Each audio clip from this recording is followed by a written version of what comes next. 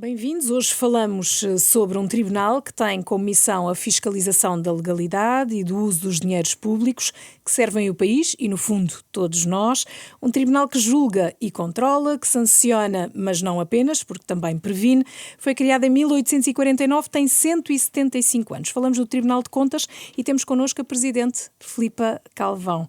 Este é um podcast da Renascença, em parceria com a Ordem dos Advogados. Está por isso comigo Liliana Monteiro, também com o bastonário João Massano. Doutora Filipa, muito obrigada pela sua presença. Há pouco mais de um ano à frente deste tribunal, que retrato é que nos pode fazer desta instituição e que fragilidades é que pode apontar naquilo que encontrou também quando chegou a esta casa? Antes de mais, muito obrigada pelo convite para aqui estar, também à Ordem dos Advogados e naturalmente à Rádio Renascença. Queria começar por dar, de facto, essa minha primeira impressão. Nós estamos a falar de um tribunal que tem, na verdade, muitos séculos em cima. Ele assume o nome, a designação de Tribunal de Contas a dado passo, mas foi funcionando, ou seja, houve sempre uma instituição ao longo de vários séculos que controlava as contas do reino e, nesse sentido, portanto, tem vindo a acompanhar com diferentes quadros legislativos, com diferentes enquadramentos, tem vindo a acompanhar a gestão das finanças públicas portuguesas. E é de facto um tribunal de uma enfim, de grande dimensão. Estamos a falar de um tribunal que tem cerca de 600 trabalhadores a dar apoio no seu funcionamento e um tribunal que tem um conjunto de poderes diversos. É uma jurisdição em sentido próprio, especial, porque financeira, mas em sentido próprio. E é um órgão que tem, mesmo no exercício de funções que não são estritamente jurisdicionais, como é o controle sucessivo, onde as suas decisões não têm força vinculativa, são meras recomendações, mesmo em sede de controle sucessivo, mesmo quando não se limita em sede de controle sucessivo a verificar o cumprimento da lei, mas nos termos da lei vai além disso, fiscalizando também a eficácia e eficiência da gestão das finanças públicas, mesmo aí falo com grande independência, com grande autonomia em relação à administração pública, por não integrar a estrutura da administração pública, é um órgão externo da administração pública, e com independência em relação também ao poder político e segundo sempre critérios objetivos, portanto com uma função extremamente importante na garantia da boa gestão financeira pública. E nesse sentido impressionou-me de facto a dedicação das pessoas dentro da organização à missão do Tribunal, a convicção de que estão com isso a contribuir para uma sustentabilidade, digamos, do Estado português, do ponto de vista financeiro, enfim, naturalmente uma instituição que está a precisar de acelerar o seu processo de modernização, e essa é a fragilidade maior do Tribunal ainda neste momento, um processo que se iniciou ainda sob a presidência do conselheiro José Tavares, mas que precisa de facto de acelerar esse processo de modernização do ponto de vista de ferramentas tecnológicas, o que está, entretanto, a ser trabalhado. Posso colocar-lhe uma questão que tem a ver com o seguinte. É algo que eu lhe queria perguntar. Por um lado, como é que é passada a proteção de dados para um tribunal que tem uma imagem menos positiva, para ser simpático, junto de autarcas, governo, por um lado. Por outro lado, como é que acha que o cidadão vê o Tribunal de Contas? E como é que gostava que visse? Primeiro, e não queria aqui fazer muitos comentários sobre a Comissão Nacional de Proteção de Dados, porque já lá não estou, é só para mas não tenho ideia que a Comissão Nacional de Proteção de Dados fosse bem vista pelo Governo ou pelos autarcas, ou seja, foi sempre vista como uma instituição com poderes sancionatórios e, portanto, e sobretudo em relação ao poder político, com intervenção em sede de pareceres sobre diplomas legislativos, muitos diplomas legislativos, que tinham um impacto, enfim, nos mídias, e, portanto, no debate significativo. Portanto, não tenho essa ideia de algo tão positivo assim, na perspectiva de quem exerce poder. Mas não era tão negativo, entre aspas, porque a fricção que existe quando se mexe no dinheiro das autarquias, do governo, e se diz que isto não está como deveria estar, é diferente ou não São é? controles de legalidade com padrões Claro. diferentes, não é? Estamos a falar de padrões diferentes. O que há de facto é, isso eu percebo, da parte de quem exerce o poder e quem toma as decisões também de decisão de gestão pública, de gestão dos recursos públicos, há de facto um receio muito significativo da decisão do Tribunal, seja em sede de controle prévio, seja em sede de responsabilização. Em todo caso, eu diria que a população em geral vê com bons olhos o Tribunal. O Tribunal tem duas grandes vantagens em relação à população, à nossa sociedade. Serve de janela para o modo como está a ser gerida, estão a ser geridos os recursos públicos financeiros, e isso é importante, uma transparência para explicar como é que estão a ser geridos, se estão a ser bem ou mal geridos, se estão a violar a lei ou até se estão a ser ineficientes nessa gestão, por um lado. Por outro lado, porque vê que quando as coisas não correm bem, isto é, quando nós detectamos que há ilegalidades que correspondem, portanto, a infrações financeiras e, portanto, devem ser sancionadas e são sancionadas, vê que as instituições públicas funcionam. Ou seja, tanto dizemos que está a correr bem e atestamos que está a correr bem, constatamos factos e dizemos que a gestão está a ser feita em conformidade com a lei, e isso deixa a população satisfeita, como também quando detectamos ilegalidades, sancionamos, e essa sanção também mostra que o Estado português, a estrutura do Estado de Direito, funciona, garantindo as correções quando há cumprimento de ilegalidades. Nesse processo, há áreas de risco, por norma, que são mais frequentes. O que é que vai preocupando mais a esse nível nas contas públicas? Onde é que esse risco vai sendo maior? Nós estamos a falar de muitos milhões de euros, não é, que são geridos diariamente na nossa administração pública, e estamos a falar desde logo também da execução dos fundos europeus, e naturalmente que quando o dinheiro entra há um grande entusiasmo, não é? Quando entra nos cofres públicos há um grande entusiasmo, temos dinheiro, vamos gastá-lo e podemos gastá-lo. Nem sempre depois a decisão da sua utilização é a mais racional do ponto de vista das regras de finanças públicas, e portanto a grande fragilidade é quando acaba de entrar dinheiro. Uma coisa é um orçamento que vem ali à justa para um conjunto de medidas pré-programadas, outra coisa é quando estamos a alargar a capacidade de ação da administração pública com novo financiamento. Chega a algum deslumbramento?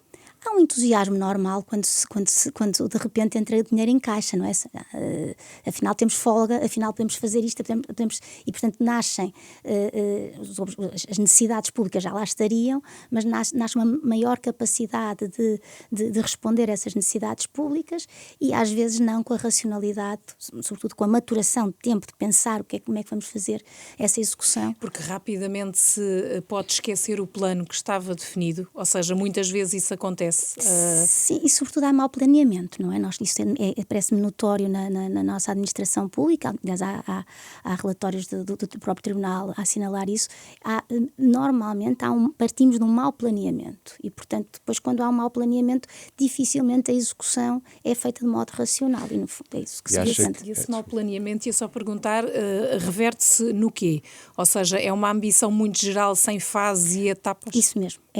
No fundo, há um objetivo genérico: vamos resolver este problema, esta necessidade pública, este interesse público, vamos lhe dar resposta, mas depois não se definem objetivos subobjetivos, digamos assim, não se definem metas, não se definem calendários rigorosos, e portanto começa a resvalar, e se tivermos fundos europeus como a PRR, tem prazos mais apertados, torna particularmente difícil a utilização racional desses. Até para o Tribunal depois também, para fazer essa fiscalização ou acompanhamento, também é difícil. Isso aconteceu já. Nós tivemos um exemplo recente de relatórios em que o Tribunal diz não temos objetivos, metas intercalares, não conseguimos fazer uma verdadeira verificação da eficácia e eficiência desta gestão destes dinheiros públicos. E nesses casos, como faltam os padrões de referência. E nesses casos, como é que se resolve?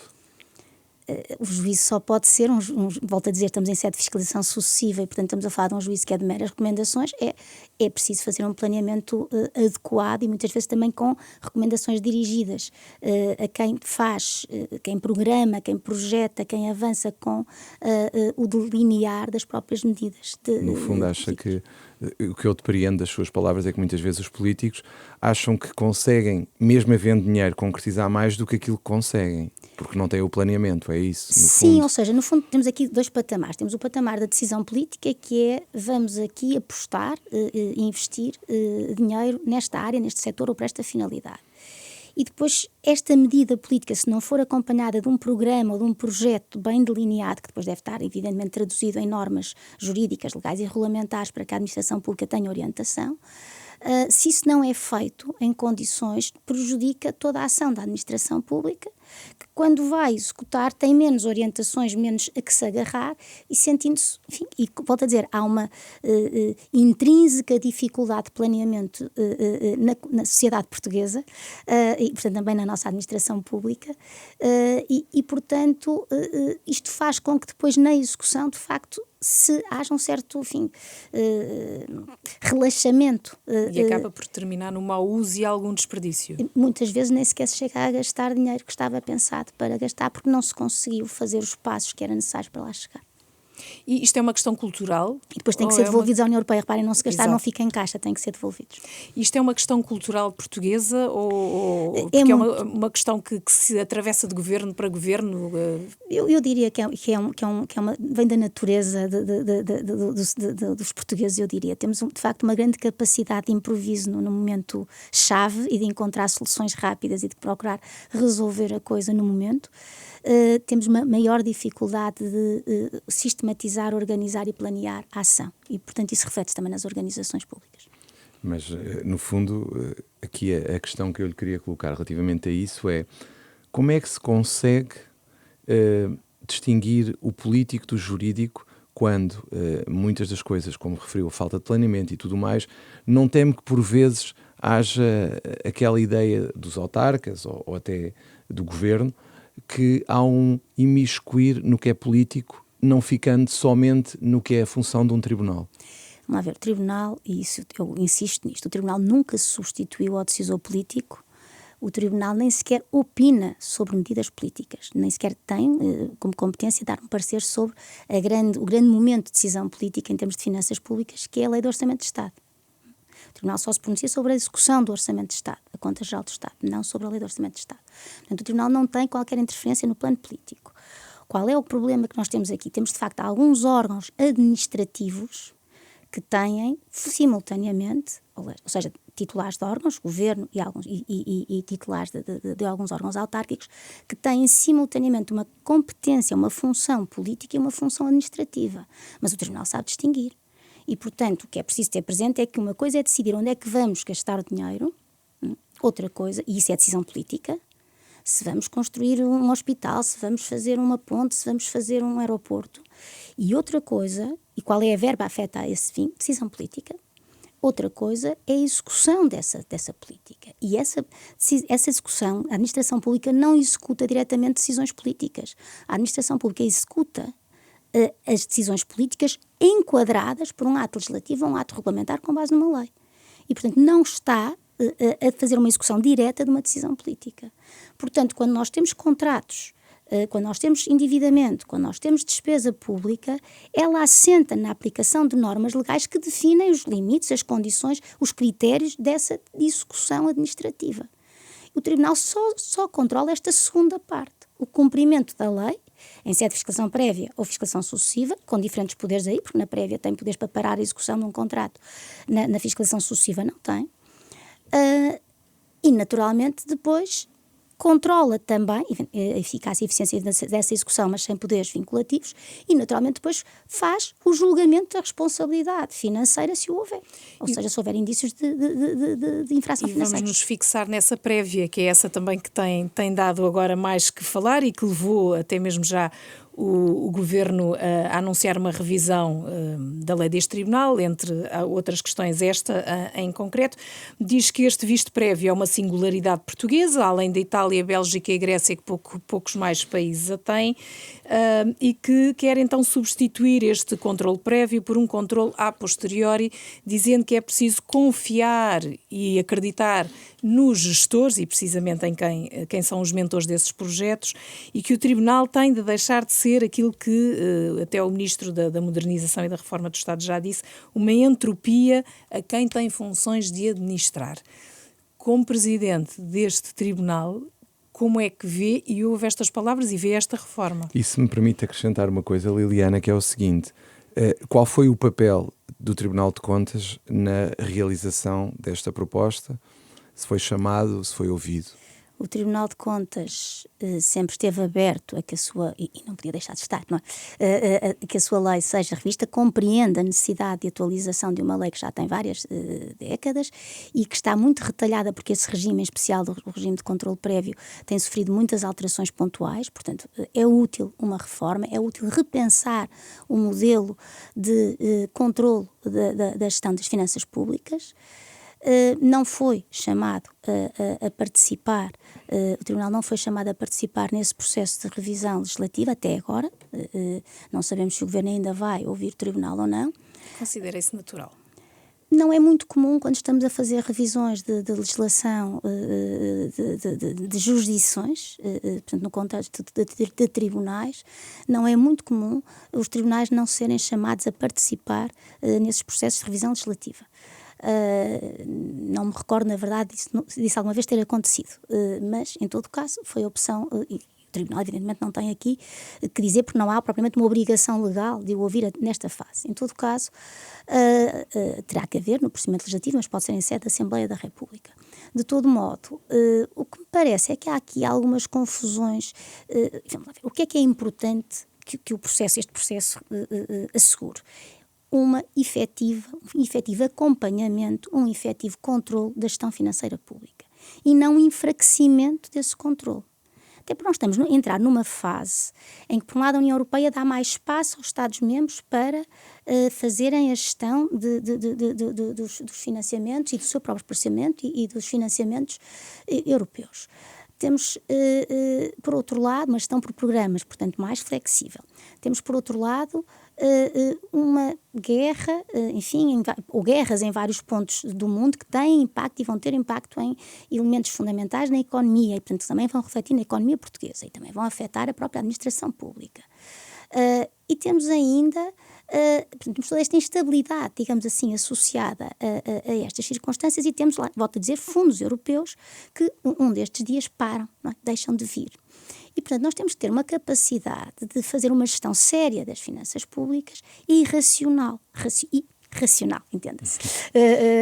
Ora bem, como é que isto se pode fazer em termos de revisão legislativa? O Tribunal, o que insiste, e tem insistido, reparem que já há propostas anteriores do Tribunal junto do Poder Político, chamando a atenção para a necessidade de subir os limiares do controle da fiscalização prévia, ou seja, não estarmos a controlar contratos abaixo de 1 milhão, procurarmos controlar contratos superiores a esse valor. Fez noutros tempos, anteriormente, propostas nesse sentido, que depois acabaram por não ficar, foram subindo ligeiramente, mas acabaram por não ficar concretizadas na lei.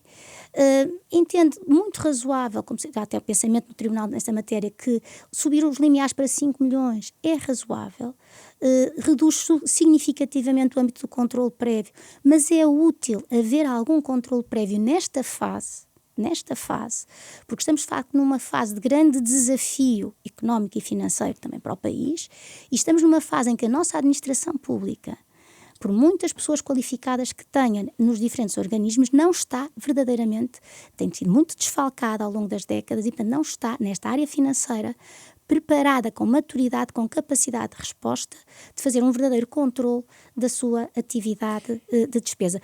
Só para terminar, desculpe, se me der mais um minuto.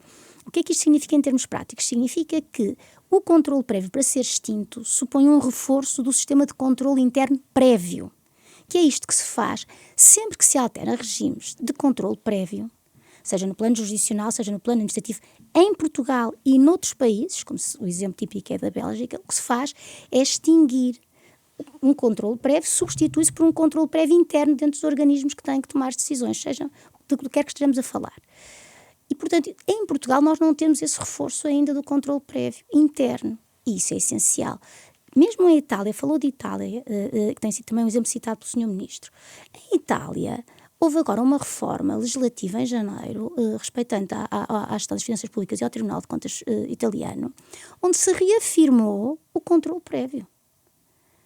E os limiares são para um certo tipo de contratos de 5 milhões, para outros muito inferiores a isso. Portanto, eu não sei bem, os limiares estão alinhados mais ou menos, no fundo, com o código, as diretivas europeias em matéria de contratação pública. Portanto, eu não percebo esta decisão de extinção pura do controle prévio, parece-me arriscada se não for acautelada, por um lado, por um reforço do sistema interno dos organismos públicos, por outro lado, por um reforço da responsabilização. Porque se aliviamos de um lado o controle, então temos que reforçar a responsabilidade de quem está a tomar as decisões, enfim, numa lógica, claro, naturalmente autónoma, mas, enfim, digamos, solitária e, portanto, tem que haver. No fundo, o que eu posso depreender, ou podemos depreender das suas palavras, quer pela falta de planeamento de muitas das coisas que vão sendo feitas, quer pela falta de recursos, no fundo, para esta fiscalização interna prévia às obras e aos grandes concursos, etc., acaba por ser, no fundo, uma falta de qualificação da administração pública que estamos a falar, porque, no fundo, é a própria administração pública que deveria ter essa função e que acaba por deixar isolados, por exemplo, autarcas. Eu esta semana andei a norte e falei com muitos autarcas da Zona Norte e, de facto, assisti a algumas queixas de falta de recursos humanos qualificados para apoio.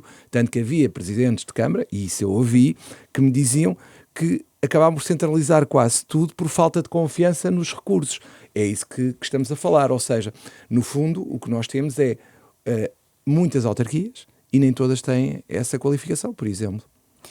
O plano das autarquias locais é um deles, em que se nota isso, mas não é o único. Nós temos, de facto, um conjunto, nós temos serviços da administração pública que têm pessoas muito qualificadas no setor das finanças públicas, e é só sobre isso que eu estou a falar. Na gestão das finanças públicas e de contratação pública, enfim, relacionados, no fundo, com atos de despesa pública. Temos pessoas qualificadas. O ponto não é esse, o ponto é que, de facto, são recursos insuficientes para acorrer. E há outros domínios, e no autárquico, de autarquias de menor dimensão, ainda há maior dificuldade, de facto, de conseguir contratar pessoas capazes, com capacidade para acompanhar com rigor. Sim, há concursos a ficar desertos, eu tenho assistido a isso, é um facto. Porque qual é que poderia ser a vantagem, de acordo com aquilo que tem sido a linha de pensamento do Governo, que é acabar com neste caso no Tribunal, com aquilo que está montado e que já existe para essa tal fiscalização prévia e criar essa tal fiscalização fora, em que se calhar também não se vai perceber isso que está a sublinhar, que é se tem meios, se tem gente qualificada e como é que vai funcionar essa fiscalização. Que mais-valia é que pode haver nesta transferência? O argumento é o de que há interesses públicos para satisfazer imediatos, seja o da arrecadação imediata de fundos europeus para acudir a certas necessidades, seja o da execução, enfim, da concretização, da realização desses interesses públicos, versus na ponderação com o interesse público financeiro, deve prevalecer o primeiro. Pela urgência, enfim, de satisfação, vou dizer a urgência aqui entre aspas, porque não é uma urgência estrito senso, na satisfação desses interesses públicos. Não é uma urgência no sentido dos requisitos legais de situações de urgência. No entanto, o que nós constatamos em termos do controle de fiscalização prévia que tem sido feito pelo Tribunal ao longo dos anos, é que quase metade, 40%, cerca de 40% dos processos que são efetivamente analisados pelo Tribunal, no sentido que tem uma decisão final material, porque alguns são, por exemplo, cancelados, iniciam-se, mas depois há cancelamento, desistência, e mesmo essas desistências muitas vezes têm a ver com detecção de ilegalidades, e quando pedimos mais informação se percebe que é capaz de não estar em condições e as entidades desistem. Portanto, é dissuasor também. Tem um efeito pedagógico muito importante, digamos assim. Mas, de qualquer forma, mesmo no plano daqueles que são apreciados, cerca de 40% dos processos que são apreciados em fiscalização prévia têm irregularidades detectadas. Uns levam a visto prévio, a recusa, de visto prévio, são poucos, e os outros levam a atribuição de visto prévio com recomendações. As recomendações têm que ver com essas irregularidades, com eventuais ilegalidades detectadas, que não são suficientes face à lei para a recusa de visto, mas que ficam acompanhadas de recomendações para que se corrijam. Portanto, tem um efeito benéfico à partida, não o a posteriori, como agora o Governo sublinha. E tem a vantagem de dizer falta este elemento ou falta aquilo, e é por isso que às vezes os processos demoram tempo. A demora, nós temos um prazo em dias úteis que é cumprido, mas de facto os processos às vezes arrastam-se por mais tempo, e a média, apesar de tudo, de decisão não ultrapassa os 2 meses, mês e meio, 2 meses, mas de todo modo há processos de facto mais complexos e que vêm mal instruídos de raiz e, portanto, o que se diz é isto não pode ser feito enquanto não houver cabimentos ou compromissos, enquanto não houver autorização de despesa plurianual e muitas vezes estão parados porque não têm autorizações da tutela e ficam parados à espera dessas autorizações. Mas no fundo o que podemos depreender é que este visto prévio também acaba por ser uma salvaguarda para quem quer fazer a despesa, porque senão pode ter problemas mais à frente. Uma segurança muito significativa. Aliás, eu acho que há uma grande percentagem de entidades que submete pedidos de visto prévio, ou de consulta, enfim, de fiscalização prévia, à partida tendo quase a segurança de que não é preciso submeter, mas porque quer ter os olhos do tribunal a olhar para aquilo, para ter a certeza de que não há ali nenhuma irregularidade. Isso leva-me a uma questão, desculpe Liliana, que tem a ver com algo que foi agora notório, que foi, as pessoas agora disseram, se estivéssemos à espera do Estado, e se tivesse sido o Estado, continuávamos com A1 intransitável. É um exemplo que tem vindo a ser dado. E a questão aqui que se coloca, creio eu, é como é que nós podemos ter processos mais céleres? É por falta de meios que eles não são mais rápidos? Vamos lá ver, nós estamos a falar de situações de urgência. São situações de urgência em sentido próprio. Mas como sabe, são utilizadas nestas Pronto, alturas. E, portanto, são utilizadas nestas alturas e bem. Portanto, mesmo que fosse uma obra pública, havia aí uma manifesta urgência e não, eu creio que isso não seria seguramente o tribunal ou os requisitos legais para a despesa pública que iriam colocar em entraves. Nós quando falamos, eu tenho ouvido falar também porque isto do controle prévio é uma burocracia. Não, a burocracia não está no controle prévio, a burocracia, qual é a razão de ser da burocracia? A exigência de regras, ou de passos procedimentais ou outros, para a realização de despesa pública tem uma função garantística, de racionalização da despesa. Para garantir que não se faz despesa indevidamente, para garantir que se o dinheiro está afeto no orçamento a uma determinada finalidade, não pode ser livremente deslocado num momento de entusiasmo para outra finalidade. Tem que haver ali um tempo de ponderação e de intervenção dentro da própria instituição ou superior ou do órgão de tutela para dizer sim senhor, pode ser reafetado. Portanto, nós temos aqui regras legais que têm uma função garantística. E podemos reconhecer que dentro dessas regras, no contexto das finanças públicas, há regras que estão obsoletas ou que precisam de ser, enfim, revistas para dar maior flexibilidade de gestão à administração pública. Nada a opor quanto a isso. Mas não se transforme isso numa ausência de regras ou, mantendo-se as regras, numa ausência de controle. Porque isso é um erro que se vai pagar caro mais à frente. Vamos ter mais processos de incumprimento e de ilegalidades depois no final, nesse tal controle a posteriori? É normal que assim aconteça, insisto, cerca de 40% dos processos que são apreciados efetivamente pelo Tribunal em sede de fiscalização prévia têm detectadas irregularidades. 40%? 40% dos efetivamente apreciados. Há um conjunto deles que depois é arquivado porque não chega a ser apreciado, por diferentes razões, seja porque não está sujeito a visto, seja porque as entidades desistem, digamos assim, do processo. Mas estamos a falar de 40% que levam entre a soma da recusa de visto, que é pouco significativa, e o visto com recomendações. São cerca de 40%. Portanto, nós estamos a falar de um número muito significativo de irregularidades. Não são as mais dramáticas, não teriam justificado, naturalmente, a recusa de visto direta nesses casos, mas podem dar origem à responsabilidade financeira. Infrações que podem justificar a responsabilização. Se assim for, acredita que isso vai aumentar? Acredito que vai aumentar e nossa preocupação no Tribunal, e a minha também, naturalmente, é de como é que vai ficar nesta revisão o regime de responsabilidade financeira. E já agora queria também que concretizasse. É responsabilidade financeira de quem? A responsabilidade financeira não é nunca das instituições administrativas, é dos organismos, é sempre dos titulares de órgãos que tomam a decisão financeira ou eventualmente daqueles que fazem a proposta, os trabalhadores da administração pública, que se atravessam fazendo uma proposta no sentido de se realizar uma determinada despesa ou dão uma informação nesse sentido e, portanto, é que pode recair nestes vários interlocutores, neste procedimento de decisão de despesa pública ou de endividamento. E o que acontece, e é essa a nossa preocupação, e por isso é que o Tribunal tem insistido, talvez não seja distinguir o controle prévio já para aquelas áreas de despesa de muitos milhões, porque vai ter um impacto muito significativo nas finanças públicas em termos de dano. Pode acontecer, nem todas as situações de ilegalidade vão implicar necessariamente um dano no erário público, mas pode, e quando acontece, quando há uma afetação do erário público, um dano para o erário público, quem tem que reembolsar são os próprios titulares de órgão, que evidentemente não têm no seu património capacidade para reembolsar milhões de euros ao Estado português. E, portanto, o Estado português não vai ficar vai somando prejuízos em termos de gestão pública. Esses 40% que referiu, no fundo, seriam 40% que, sem visto prévio, acarretariam responsabilidade pessoal dos presidentes da Câmara, por exemplo. Por exemplo, é que nós estamos a falar de cerca de 4 mil milhões de euros.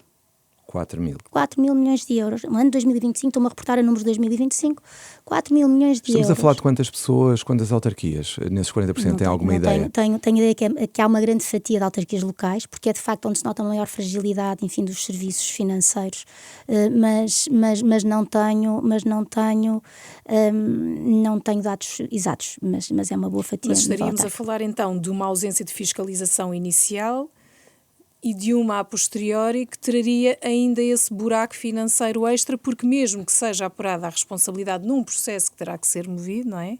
E apreciado, de facto o Estado muito provavelmente ficará a perder.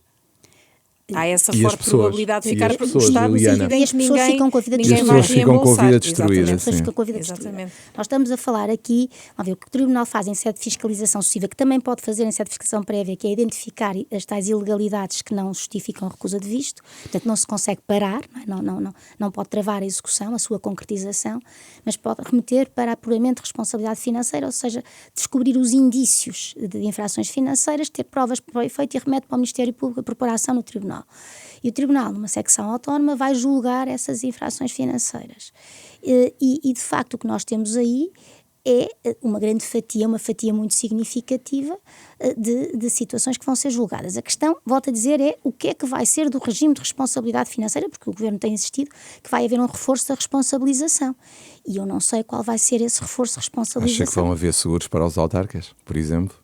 Eu não faço ideia, não consigo sequer saber de que é que estamos a falar neste momento. Se me permite, Liliana, só fazer uma pergunta.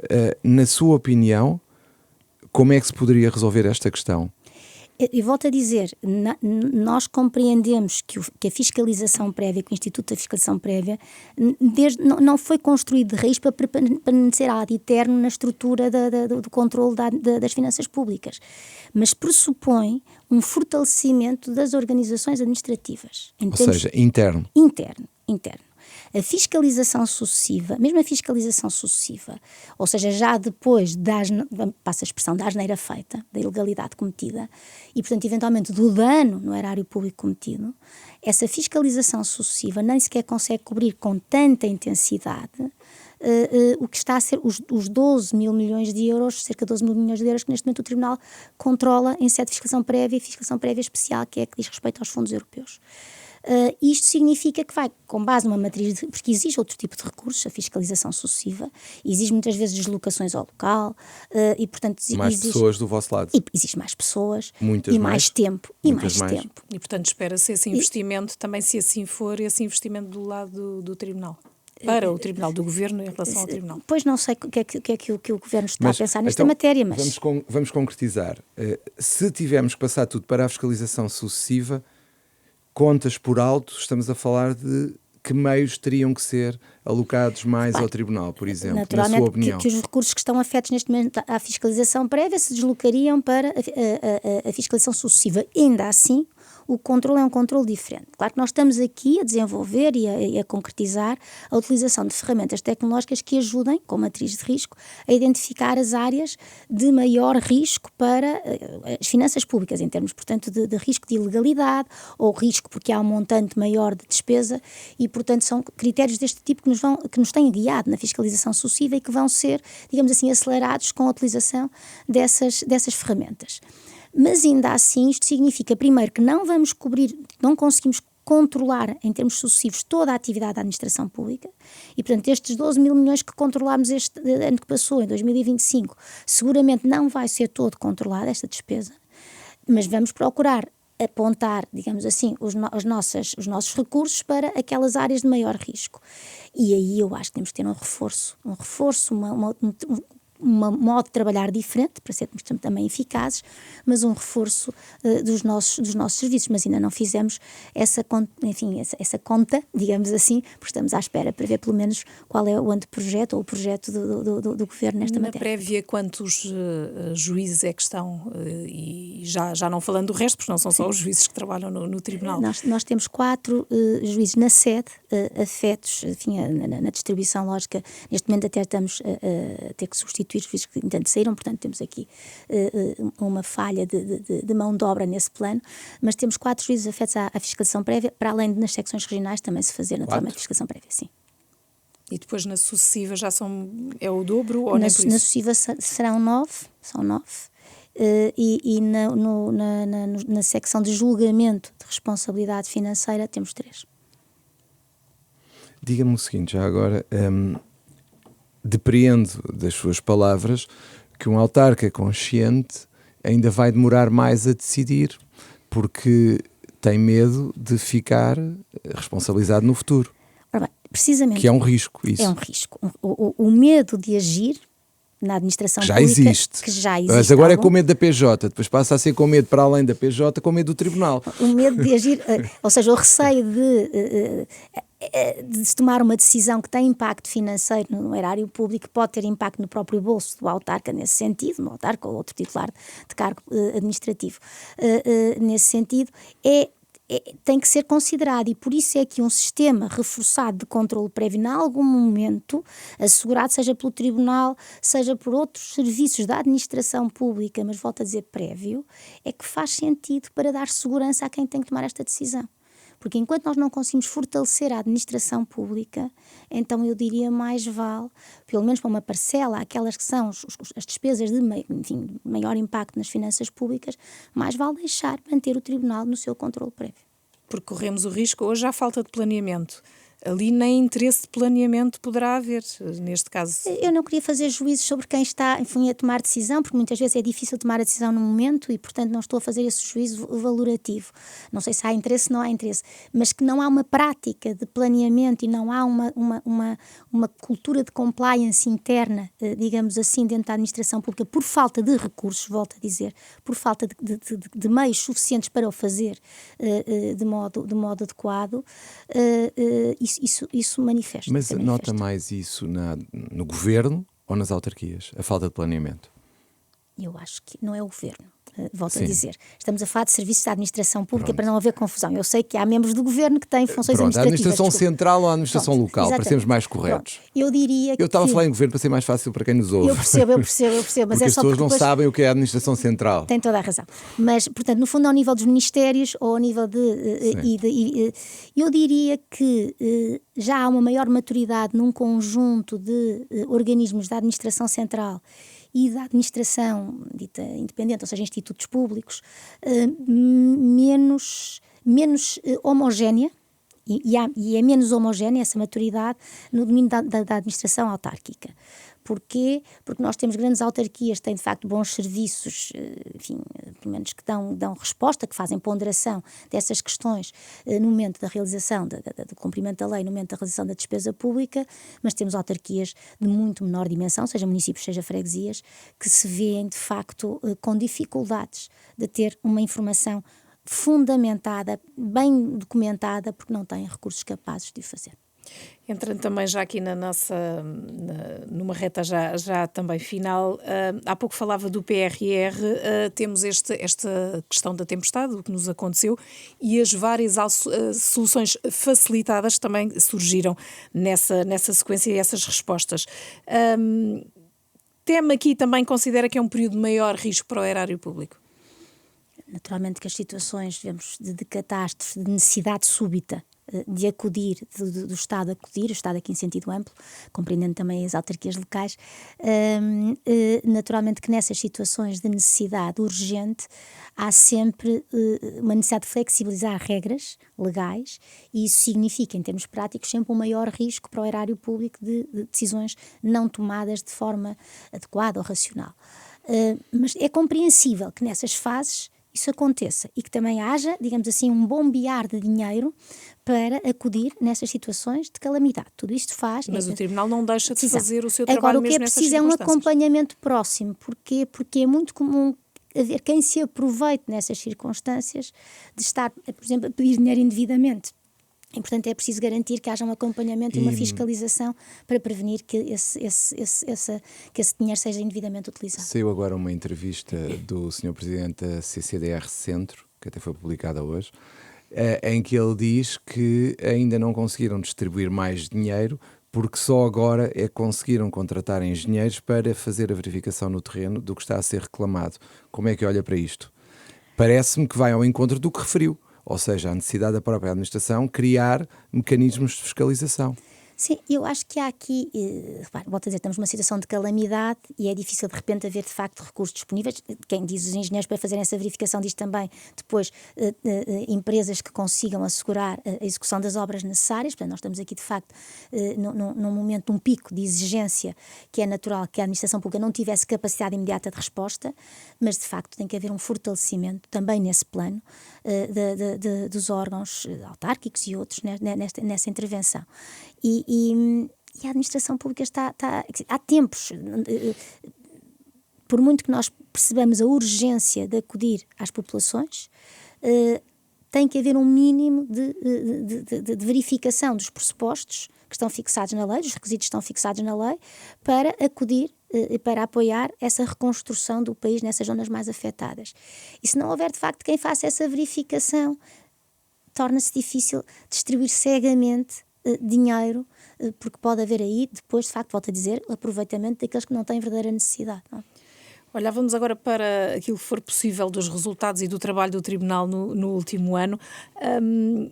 De 2024 para 2025 tinham aumentado o número de entidades que tinham controlado.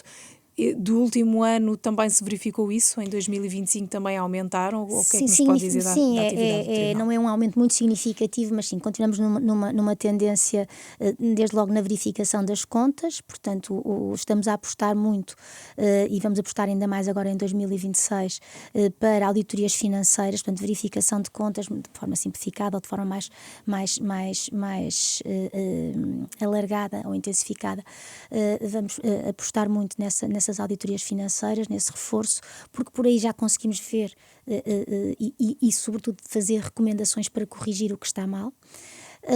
E continuamos a ter muitas auditorias de legalidade e quanto às chamadas auditorias de desempenho, de eficácia e eficiência que são necessárias fazer, e aí temos que fazer aí um reforço, porque aí mantém-se um número aproximado, enfim, do que foi no ano passado. Tem e queremos reforçar. Quantas é que foram? Cerca de 60 em termos de auditorias de fundo, auditorias, portanto, ou verificações externas de contas, auditorias, mas aqui são essencialmente cerca de 60 relatórios que já foram produzidos e que queremos acelerar este ano, sobretudo em determinados setores de atividade que precisam de particular atenção. E isso está alinhado, enfim, com o nosso plano estratégico, já definimos quais são essas áreas, também tem muito que ver, desde logo, com as opções políticas manifestadas no Orçamento de Estado, procurar então acompanhar onde há maior investimento também, onde há maior carência por parte da população de apoio público, não é? Saúde, habitação. E quando detectam infrações, como é que decorre esse processo, até para as pessoas perceberem o que é que acontece? Pronto, o Tribunal faz uma verificação de factos, portanto, faz uma constatação em sede de auditoria de que estas regras legais foram violadas, na perspectiva de quem está a fazer a verificação. E feita essa verificação, isto não está já apurada a responsabilidade. O que nós temos aqui é um conjunto de indícios que vamos remeter e remetemos para o Ministério Público, e o Ministério Público funciona, enfim, há 3 procuradores-gerais adjuntos que funcionam junto do Tribunal, estão adscritos, portanto, a esta função de receber quer os relatórios do Tribunal em que se atesta a verificação enfim, se atesta que há indícios de infrações financeiras, quer os relatórios que vêm das inspeções gerais, que também podem detectar infrações financeiras. O que o Tribunal, o que se faz é, portanto, remeter esses relatórios para o Ministério Público, e o Ministério Público analisa, e se entender que há, de facto, ali indícios fortes de infração financeira, propõe a ação no Tribunal de Contas. E a articulação com o Ministério Público é fácil ou não? Antes de continuar. Tem sido fácil. Sim, quer dizer, as relações são evidentemente cordiais, com distanciamento pela independência natural das funções do Ministério Público, mas sim, as relações são... Peço desculpa pela interrupção, Não, era não, só são, para são, saber. não, são, aliás, nos termos da lei, até acompanham as nossas reuniões em algumas matérias, dão parecer sobre alguns dos processos sobre os processos de relatório, e, portanto, no fundo, vão acompanhando, no fundo, aqui a nossa ação e então, como dizia o Ministério Público, se propõe uma ação de responsabilidade financeira junto do Tribunal, essa outra secção onde estão juízes, e são juízes de carreira, tipicamente, que estão a fazer esse julgamento, esses juízes vão apreciar se há ou não uma infração financeira. Se concluírem que há de facto violação da lei e das regras financeiras, passam para a aplicação de uma sanção, que pode ser multa, ou pode ser também, nos casos em que haja um dano para o erário público, ou seja, que haja um prejuízo para as nossas finanças públicas, pode ser também de condenação à devolução de dinheiro em que ficou prejudicado. E essas multas podem variar, são elevadas, até para quem não sabe? Sim, mas as multas está em unidades de conta, mas são multas que muitas vezes andam à volta de 2.000 euros, pode ir até 7.500 euros, enfim, o que é mais comum. Tem tido muitas fiscalizações em entidades como a Ordem dos Advogados? Fizemos fiscalizações em sede, portanto, fiscalização sucessiva sim. das ordens profissionais e detectámos algumas irregularidades em algumas e fizemos um conjunto de recomendações. E em termos anuais, que peso é que tem o trabalho com as ordens, por exemplo? Eu creio que está a ser completado, ou já ficou completado, esse trabalho que foi desenvolvido ao longo de anos, ou seja, mas a nossa lógica é procurar fazer aí um acompanhamento por setores e, portanto, houve de facto uma opção lá atrás, digamos, de acompanhar a atuação das ordens profissionais. As ordens profissionais têm particularidades, não têm financiamento dos contribuintes portugueses, são financiadas pela cotização dos seus associados, significativamente, e, portanto, têm particularidades na gestão desses dinheiros, que são dinheiros próprios. Portanto, também esse controle tem que ser apenas um controle de verificação do cumprimento da lei em termos de despesa pública, e é esse controle que se faz. Até que ponto é que as recomendações que o Tribunal faz têm alguma ideia de, entre o número de recomendações e aquelas que depois efetivamente são acatadas no terreno, há uma percentagem efetiva de adesão a essas recomendações? Nós estamos precisamente a criar aqui um sistema que permita dar uma resposta, enfim, estatística mais rigorosa. Ainda não o temos apurado para dizer exatamente, fazer esse acompanhamento das recomendações, mas estamos a fazê-lo. Mas ainda não temos um sistema completamente fechado para fazer esse acompanhamento, que é uma forma muito adequada, digamos assim, de medir o impacto da nossa intervenção.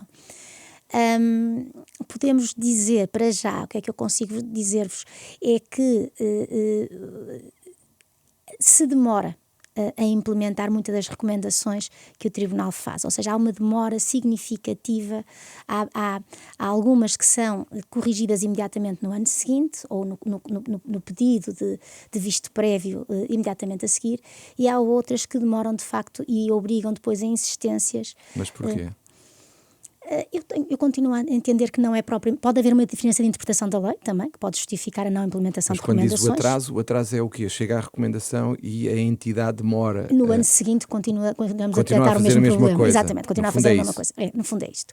Mantemos as mesmas insuficiências, as mesmas irregularidades, continuam a verificar-se ano após ano, sem haver uma correção, portanto, digamos, imediata, ou pode obrigar alguns meses para a sua implementação razoável. Muitas estão em curso, ou seja, já começaram a ser implementadas, mas ainda não está fechado esse processo de implementação, não está concluído. Mas eu estava ainda a dizer a esse propósito que se percebe, em alguns casos pode haver divergência de interpretação na lei, portanto haver organismos que digam não, eu não concordo com a leitura que o Tribunal está a fazer e, portanto, eventualmente isto pode chegar a ter que ser discutido, mas... Costuma ir para os tribunais comuns depois? Não, é dentro do próprio Tribunal, a tal secção de recursos, dentro do mesmo Tribunal, que mesmo tribunal, mas com separação claro, entre quem fez o primeiro juízo e quem vai apreciar. Porque o Tribunal é o órgão jurisdicional. É só para explicar às pessoas, certo, claro que sim. Eu sei que a dúvida não é do Sr. Bastonário, isso eu sei.